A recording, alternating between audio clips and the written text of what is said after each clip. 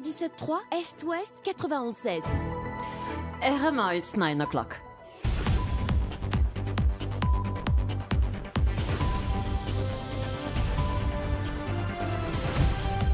The news with Ayrece Stewart. Good morning, Ayrece. Good morning, Sophie. We start with the headlines. ASP Gangadin to be questioned in reward money case as investigators from the Financial Crimes Commission set to probe bank deposits totaling over 160 million rupees. Melrose prison allegations sees report submitted to PMO while Commissioner denies brutality allegations. Port unions accuse Cargo Handling Corporation Limited Director of rights violations, seeing joint negotiating panel condemning breach of workers' rights. Food marketing targeting youth under scrutiny on this World Junk Food Day. More details in this bulletin. Police search for parents in viral drug abuse TikTok video. HIV cases rise in Rodrigues, sees NGO appeals step up awareness campaigns. In world news, at least 93 killed in Gaza aid queue shooting as Pope condemns war's barbarity. And in sports news, Mauritius wins historic African title in English billiards tournament. Developments are expected in the investigation into the reward money case. According to our information, Assistant Police Commissioner Dhanraj Gangadin is expected to be questioned soon by investigators from the Financial Crimes Commission.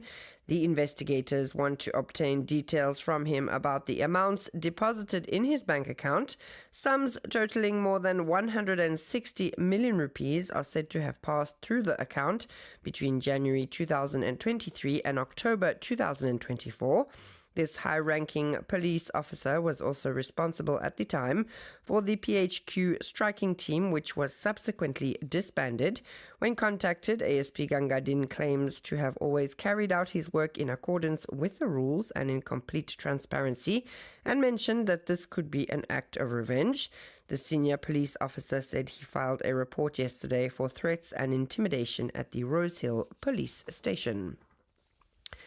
Allegations of brutality at Melrose Prison have resulted in the prison submitting a report on the entire affair to the Prime Minister's office. Prison Commissioner Dev Joku also denies any involvement by guards or special units.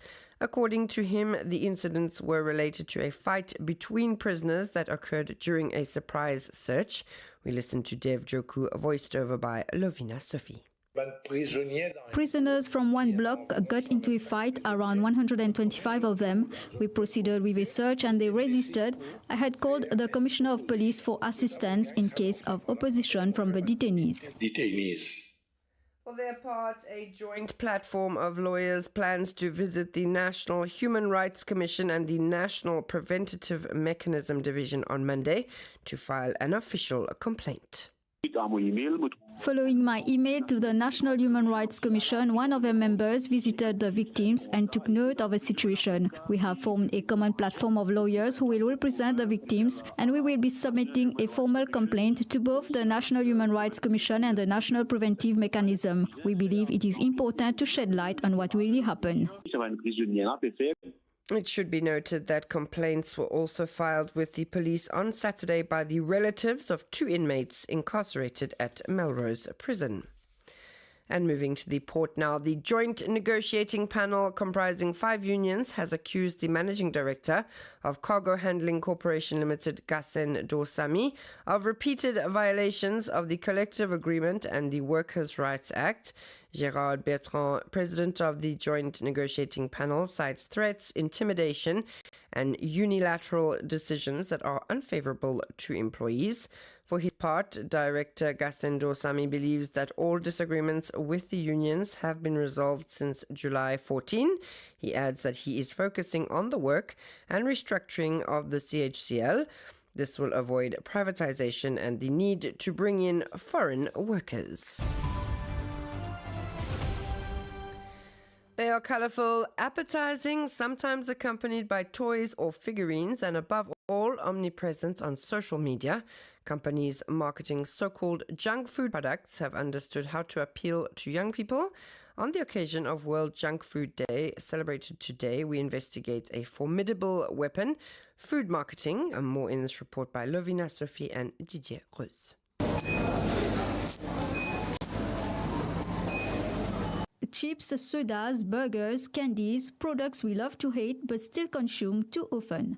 Their success, a formidably efficient industry that knows how to seduce us. Social media is a hub of communication, often featuring promotions like half price or buy one get one free. Many people specifically wait for these deals. Businesses excel at marketing these, and I believe they will innovate even more.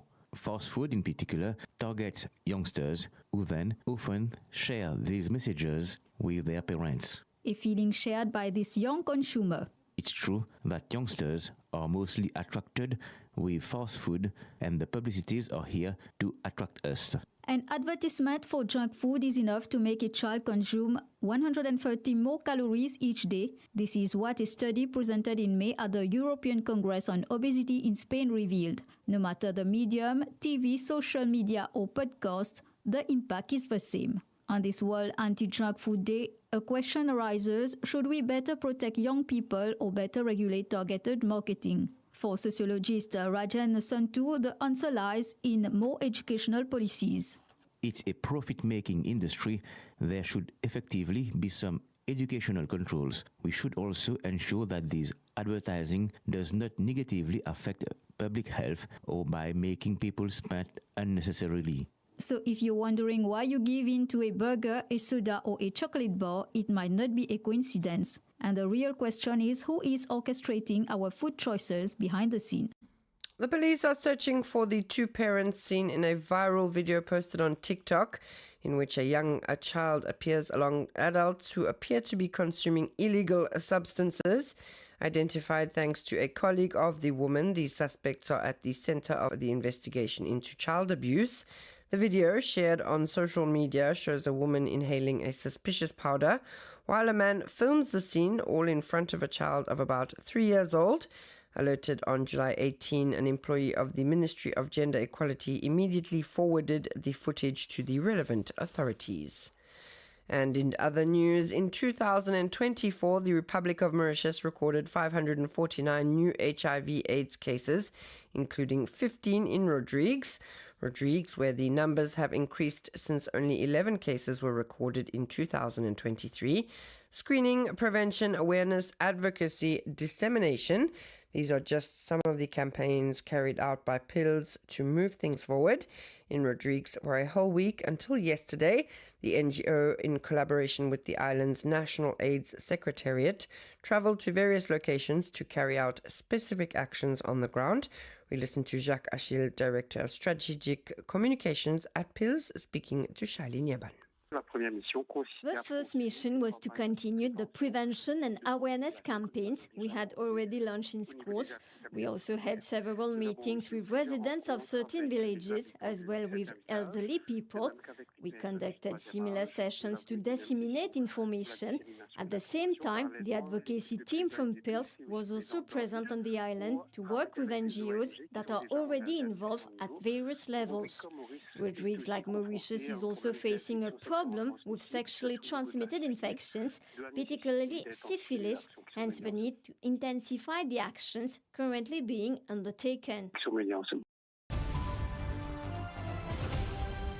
And you're listening to RM1. It's just on 9:09, and we move on to international news, where Gaza's Civil Defense Agency on Sunday said at least 93 people were killed when Israeli forces opened fire on a crowd of Palestinians waiting to collect humanitarian aid in the latest killing of Palestinians seeking desperately needed food handouts. Deaths of people waiting for handouts in huge crowds near food points in Gaza have become a regular occurrence, with the territory's authorities frequently blaming Israeli fire. Addressing the ongoing conflict in his traditional Angelus prayer, Pope Leo XIV slammed the barbarity of the war in the Palestinian territory and urged against the indiscriminate use of force. His plea comes just days after a deadly strike by Israel's military on a Catholic church in Gaza. And in sports, we begin with a remarkable performance by Mauritius on the continental stage in English billiards. In South Africa, a team from Mauritius has won the prestigious Test Series tournament in English billiards, organised by the South African Black Ball Federation. It was a tough competition with 6 teams participating, including 3 from Mauritius. This title marks a historic first. Mauritius has secured its first ever African victory in this discipline. That's all from me this morning. Thanks so much for tuning in. Next up, the intermediate